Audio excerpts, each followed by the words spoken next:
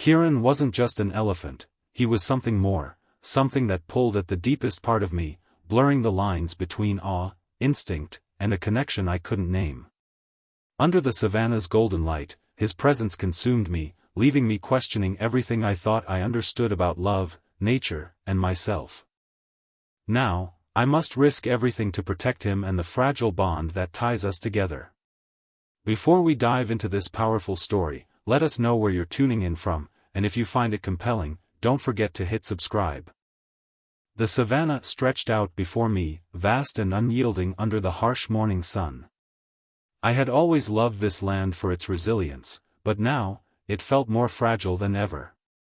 The dry season was relentless, and the once thriving watering holes had shrunk to cracked basins of mud. Life here was clinging to the edges, and I could feel the desperation in the air. Kiran stood near the remains of the watering hole, his broad tusks gleaming in the sunlight. His massive frame was both a comfort and a reminder of the stakes at play. The patriarch of his herd, he carried himself with a quiet dignity, even as the weight of their survival pressed on him. I had watched him for years, studying his movements and documenting his leadership. He wasn't just a subject of research to me anymore, he was a partner in understanding this delicate ecosystem. I crouched in the brittle grass, notebook in hand, observing Kiran's behavior. His trunk dipped into the mud, testing the damp earth for traces of water. Behind him, the rest of the herd huddled together, mothers shielding their calves, young bulls pawing nervously at the ground. They trusted Kiran to guide them, and he, in turn, trusted the land to provide. But today, there was no relief to be found. "Kiran," I whispered, as if he could hear me. "What are you looking for?" The answer came in the form of a low rumble, a sound so deep it vibrated through my chest.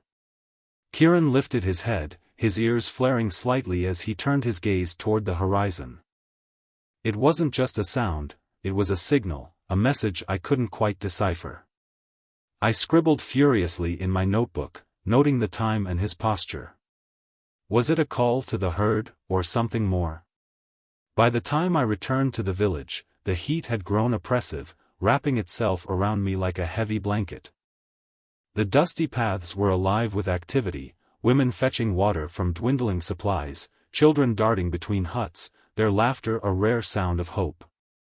But there was tension here, too, unspoken but palpable. "Maya," a sharp voice called out, pulling me from my thoughts. I turned to see Lila, one of the village elders, striding toward me.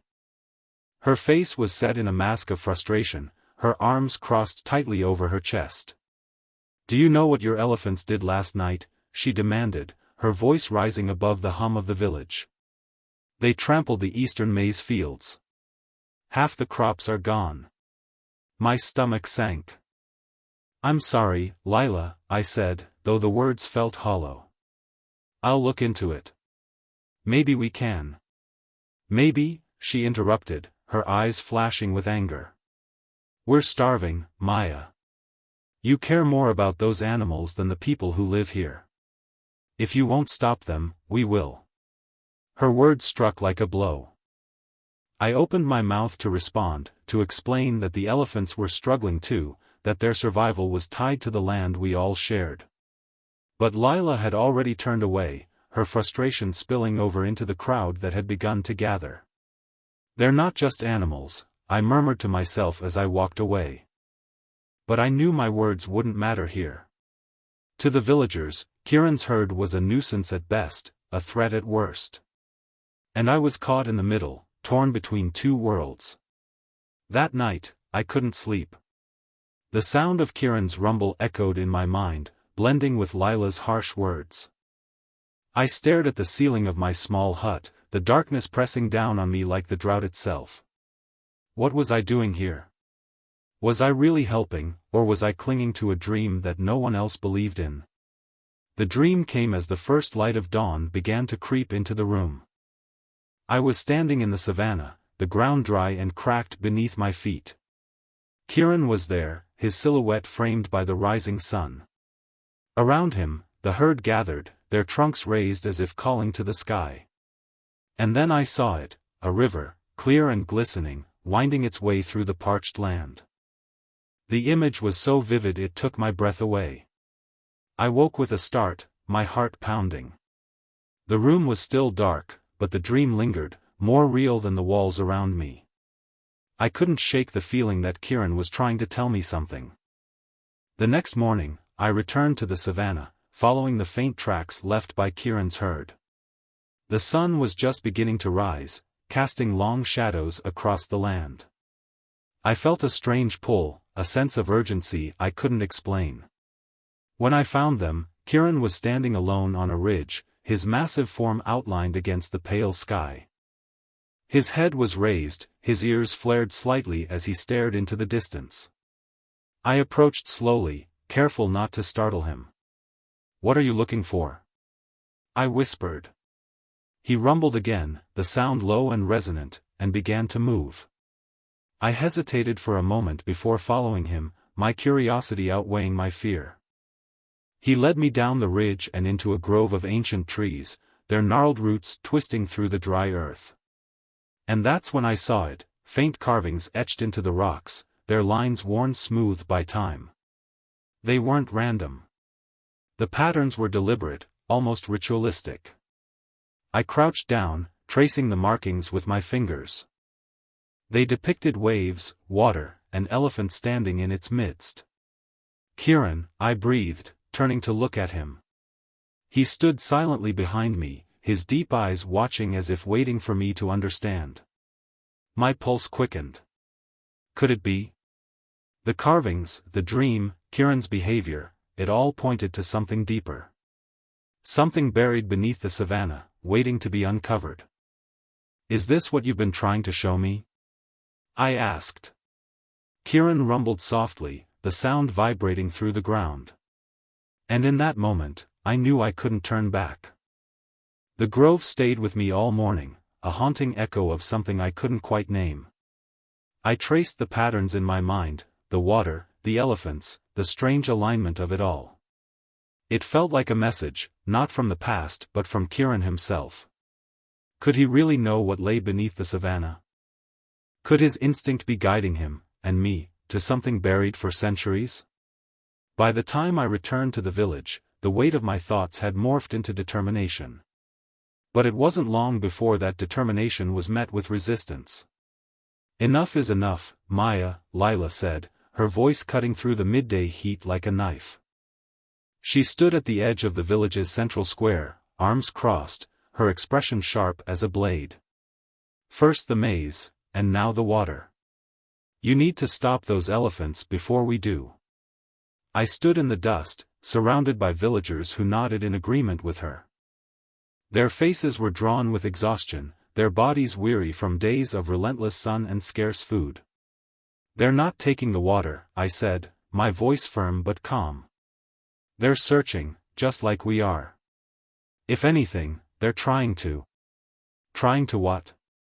"Help us?" Lila scoffed, her voice rising. "They're animals, Maya. They don't care about us, and they never will. They care about the land," I said, stepping closer. "They know things we don't. Things we've forgotten." Lila laughed bitterly. "And what has your precious land done for us lately? It's killing us, Maya. And if you keep siding with them, you'll be killing us too." Her words hung heavy in the air, but I held her gaze. "Give me time," I said finally. "Just a little more time. Let me figure this out." She hesitated, glancing at the faces around her, before finally shaking her head. "Time won't change anything." But she didn't stop me as I walked away. That evening, I sat on the edge of the grove, watching the herd from a distance. Kiran stood apart, his head lowered as he pawed at the ground with one massive foot. The others were restless, shifting and shuffling in the growing darkness. "What do you know that we don't?" I whispered, more to myself than to him. Kiran lifted his head, his ears twitching as if he'd heard me. Then he let out a low rumble, deep and resonant, and began to move. I followed him again, my heart pounding as he led me deeper into the savannah. This time, there was no grove, no carvings, just the vast emptiness of the dry season. And then I saw them. 3 trucks, their headlights cutting through the night like jagged knives, barreled toward the herd. My stomach clenched. Poachers. I ducked behind a cluster of low shrubs, my breath coming in shallow bursts as the truck skidded to a halt. Men climbed out, their rifles glinting in the moonlight, their voices sharp with urgency. "Spread out," one of them said. "Find the bull." Kiran. I wanted to scream, to run toward him and warn him, but my body refused to move. The men were too close, their rifles too real. Instead, I turned toward the herd. Kiran was already moving, his massive frame cutting a deliberate path through the darkness. The others followed, their movements synchronized like a single organism. I stayed low, crawling through the dirt, my eyes locked on the poachers as they fanned out across the savannah. By the time I reached the herd, the men were closing in. I could hear their footsteps, the sharp metallic clink of their weapons, the murmured urgency of their voices. "Kiran," I whispered, my voice trembling. "You need to go." He turned toward me, his eyes dark and steady, and let out a rumble that vibrated through my chest. It wasn't fear, it was something else, something that felt like understanding. Before I could react, he charged. The ground shook as Kiran barreled toward the nearest poacher, his tusks gleaming in the moonlight. The man shouted, scrambling backward, his rifle falling uselessly to the ground. The others froze, their eyes wide with shock as Kiran let out a deafening trumpet. It was enough. They turned and ran, the sound of their retreating footsteps swallowed by the night. I stayed with the herd until dawn, my body aching from hours of tension and fear. Kiran lingered nearby, his frame outlined against the rising sun. "You saved them," I said softly. He rumbled in response, his ears flaring slightly before he turned and began to walk away. "Wait," I called, following him. "Where are you going?" He didn't stop, and I didn't expect him to. The grove was different in the daylight, less haunting, more alive. Kiran stood at its center, his trunk tracing the carvings as if they held secrets only he could understand. I crouched beside him, running my fingers over the smooth lines etched into the stone. The water, the elephants, it all pointed to something deeper, something buried beneath the earth. And then I heard it. A faint trickle, so soft I almost thought I'd imagined it. I froze, my heart pounding, and pressed my ear to the ground. The sound was faint but unmistakable, water. "Kiran," I breathed, looking up at him. "You found it." He rumbled softly, his trunk brushing against my shoulder, and I felt a warmth that defied the dry heat of the savannah. This was it. The stream wasn't just a dream, it was real. And it was just the beginning. The faint trickle of water I had heard in the grove was the sound of possibility. Kiran had led me to it, proving that his instincts and the carvings were not mere coincidence. Yet, as I crouched by the etched stones, running my fingers over their ancient lines, I knew the fight was far from over. The poachers were still out there, and the villagers were growing more desperate by the day. Even if the water could be uncovered and flow freely, convincing both groups to leave the elephants alone would be another battle entirely. That night, I returned to my hut in the village. Kofi, a curious and eager boy from the village who had recently started following me around, was waiting by my door. "You found it, didn't you?" he asked, his voice a mix of excitement and apprehension.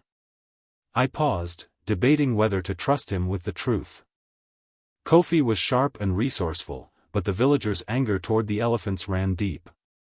If word got out prematurely, the grove could become a battleground. "I think I found something," I said carefully, crouching down to his level. "But it's not ready yet. We have to keep this quiet, okay?" Kofi nodded, his wide eyes gleaming with determination. "I won't tell anyone. Promise." "Good," I said, standing. "I might need your help soon." The following day, I returned to the grove with a small shovel, a trowel, and a canteen of water. Kofi had insisted on coming with me, and I relented after he promised to stay close. Kiran was already there, standing at the grove's edge, his massive frame casting a shadow over the dry earth. His herd lingered nearby, their trunks swaying in the heat. "We need to dig," I said to Kofi as I knelt by the carvings. "The water's close, but we have to uncover it." Kofi joined me without hesitation, his hands moving quickly as we cleared away debris and loosened the hard-packed soil. Kiran watched us silently, his deep eyes following every movement. I couldn't help but feel that he understood what we were doing, and that he approved. Hours passed, and the sun climbed higher in the sky. My muscles ached, and sweat dripped down my face, but I refused to stop. Kofi, too, worked tirelessly, his small hands digging with surprising strength. Then it happened. A small spurt of water bubbled up from the ground, darkening the dry soil around it. My breath caught as I dropped the trowel and scooped up a handful of the damp earth. "It's here," I whispered. Kofi let out a whoop of joy, and even Kiran let out a low rumble that seemed to vibrate through the ground. We'd found it. The news spread faster than I could have imagined. By the time I returned to the village that evening, the grove was the only thing anyone could talk about. Lila confronted me as I walked toward my hut, her expression a mixture of suspicion and curiosity. "What's this I hear about water?" she demanded. "It's true," I said, my voice steady. "There's a stream under the grove. But it's not just for us, it's for the elephants, too." Her eyes narrowed. "You're saying we should share it? With them?" "Yes," I said firmly. "The elephants found it. Without them, we wouldn't even know it was there." "That doesn't make it theirs," she snapped. "We're the ones struggling, Maya. Not them." I met her gaze, refusing to back down. If the elephants die, the land dies. They're part of this ecosystem, just like us. If we take the water without thinking about the balance, we'll lose everything. Lila shook her head, frustration etched into every line of her face. "You're asking for a miracle, Maya." "Maybe," I said. "But isn't it worth trying?" That night, I couldn't sleep. I lay on my cot, staring at the ceiling as the weight of the day settled over me. The villagers were skeptical, the poachers were still a threat, and even though the water was flowing, it wasn't enough to solve every problem. I felt a deep rumble in the distance, faint but unmistakable. It wasn't thunder or the sound of trucks, it was Kiran. I got up, slipping into my boots and grabbing my flashlight, and stepped into the cool night air. The village was quiet, but I felt the tension in the air, as if the land itself was holding its breath. As I approached the grove, I saw them, headlights in the distance, bouncing over the uneven terrain. The poachers. My heart raced as I sprinted toward the grove, my flashlight bouncing wildly in the darkness. Kiran stood at the grove's edge, his ears flared, his trunk raised high. His herd gathered behind him, their massive bodies forming a protective wall around the stream.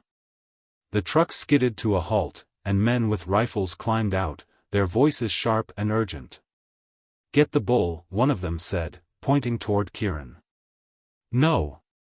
I shouted, stepping into the beam of their headlights. The men froze, startled by my sudden appearance. "This is protected land," I said, my voice shaking but loud enough to carry. "You're trespassing." The leader stepped forward, his rifle slung over his shoulder. "Move aside, lady. This doesn't concern you." "It does," I said, lifting the flare gun I'd tucked into my belt. "And if you take one more step, I'll make sure everyone in the region knows exactly where you are." He hesitated, his eyes narrowing as he weighed his options. Behind me, Kiran let out a deep, rumbling growl that sent shivers down my spine. "Fine," the man said finally, gesturing for his men to retreat. "But this isn't over." I didn't lower the flare gun until their trucks disappeared into the darkness. When I turned back to Kiran, he was watching me, his deep eyes filled with something I couldn't quite name. Gratitude, perhaps. Or trust. You saved them, I said softly. Now let's make sure they stay safe. He rumbled in response, and I felt the vibration echo through the ground, steady and unyielding. By the time the sun rose, the villagers had gathered at the grove. The stream was flowing more steadily now, its waters glistening in the early light. Lila stepped forward, her face unreadable. "We'll share it," she said finally. "For now." It wasn't a perfect solution, but it was a start. And as I stood beside Kiran, watching the villagers and the herd coexist for the first time, I felt a spark of hope that the balance could be restored. The grove was alive with energy, the sound of the newly uncovered stream mingling with the faint rustle of the savanna wind. Life was returning, slowly but surely. I stood by the water's edge, watching the elephants drink while the villagers filled their pots in uneasy silence. It wasn't harmony, not yet, but it was a fragile truce, and for now, that was enough. Kiran lingered at the edge of the grove, his massive frame silhouetted against the pale morning light. He watched the villagers intently, his trunk swaying in slow, deliberate movements. It struck me that he wasn't drinking from the stream, not yet. He was waiting, as if to see what they would do. I turned to Lila, who was crouched by the water, filling a clay pot.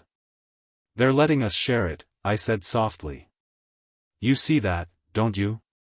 She glanced up at me, her brow furrowed.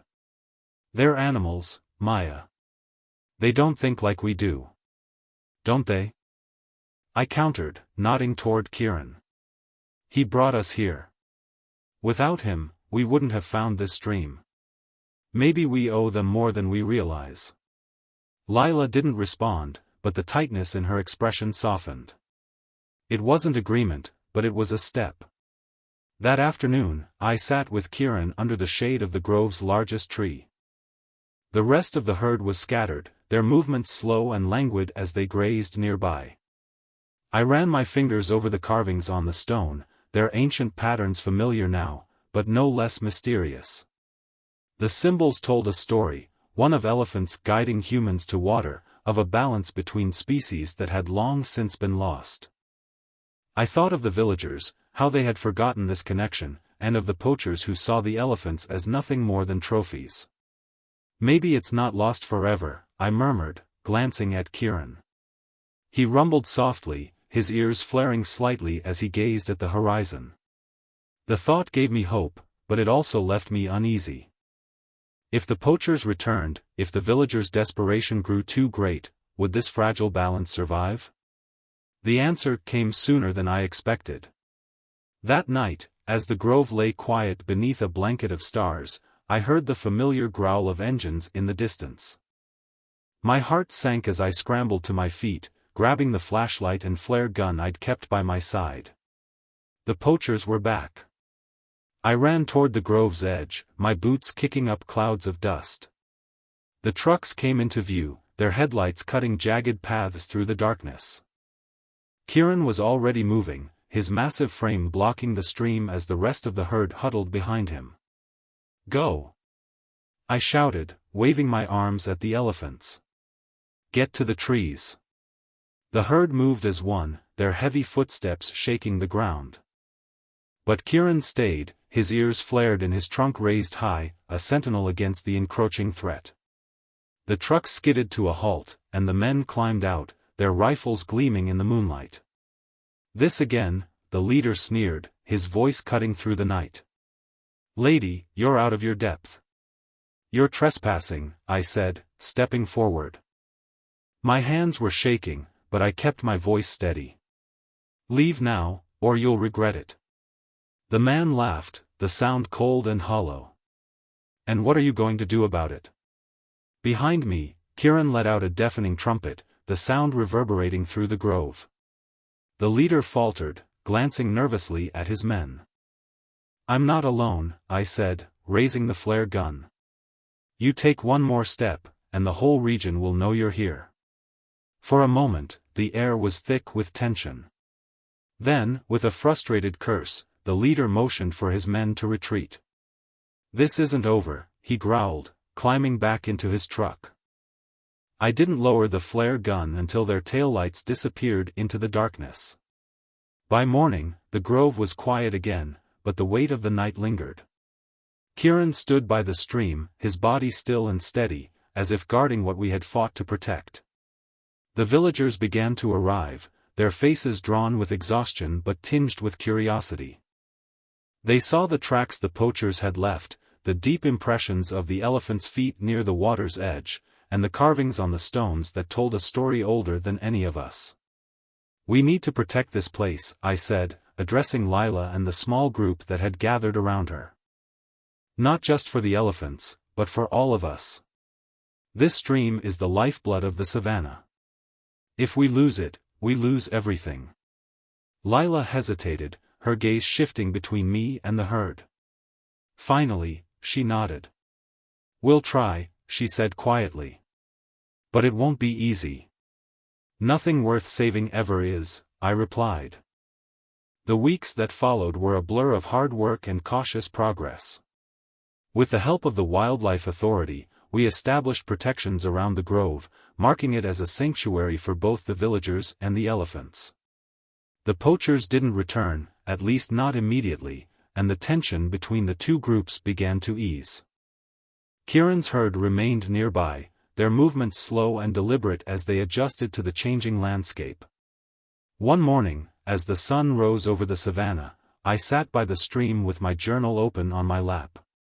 The grove was alive with sound, the rush of water, the rustle of leaves, the distant call of birds returning to the land. Kiran approached slowly, his trunk swaying as he stopped beside me. I looked up, meeting his gaze, and felt a deep sense of gratitude welling in my chest. "You did this," I said softly. "You showed us the way." He rumbled in response, a low, steady sound that vibrated through the ground. It felt like a heartbeat, strong, unyielding, and full of life. As I watched him return to his herd, I knew the balance we had found was still fragile, but it was real. And with Kiran's guidance, it would hold. The grove had transformed. The stream, once a trickle, now flowed steadily, its waters shimmering in the golden light of the afternoon. Life was returning to the savannah. Patches of green broke through the dry earth, birdsong filled the air, and animals ventured closer each day. It was as if the land itself was breathing again, slowly coming back to life. Kiran's herd remained nearby but kept a respectful distance from the villagers who came daily to fetch water. The fragile truce had held, and while tension still lingered, there was a growing sense of mutual understanding. Both sides had learned to coexist, if only for now. Kiran stood at the grove's edge, his silhouette framed by the broad branches of an ancient tree. His presence was steady and reassuring, a reminder of what had been fought for and won. But I knew he wouldn't stay forever. Months passed, and the first rains of the new season came. The savannah softened, its cracked surface drinking in the water like a long-awaited gift. The stream swelled, its banks lush with new growth, and the grove flourished. The day Kiran led his herd away was bittersweet. I watched from a distance as they moved together in a slow, deliberate line, their massive forms blending into the endless horizon. Kiran paused at the edge of the grove, turning to look back one last time. "Thank you," I whispered, though I knew he couldn't hear me. He let out a low rumble, a sound that resonated deep in my chest, before continuing on his path. I stayed until their silhouettes disappeared into the haze of the savannah. Years later, I returned to the grove. It was different but still familiar, its trees taller, its waters clearer. The villagers had embraced it as a sanctuary, a place where humans and animals coexisted in delicate balance. The carvings on the stones had been carefully preserved, their ancient lines now a symbol of what we had rediscovered. I sat by the stream, journal in hand, as memories of Kiran and his herd filled my thoughts. Their story had grown beyond the grove, inspiring conservation efforts and reigniting a respect for the connections between people and nature. As the sun dipped low, casting long shadows across the land, I heard a faint rumble in the distance. It was subtle, almost imperceptible, but unmistakable. Kiran's echo. I smiled, letting the sound settle in my chest. Though he was gone, his presence lingered in the land, in the water, and in the fragile harmony we had built together. The savannah was alive again, and so was I.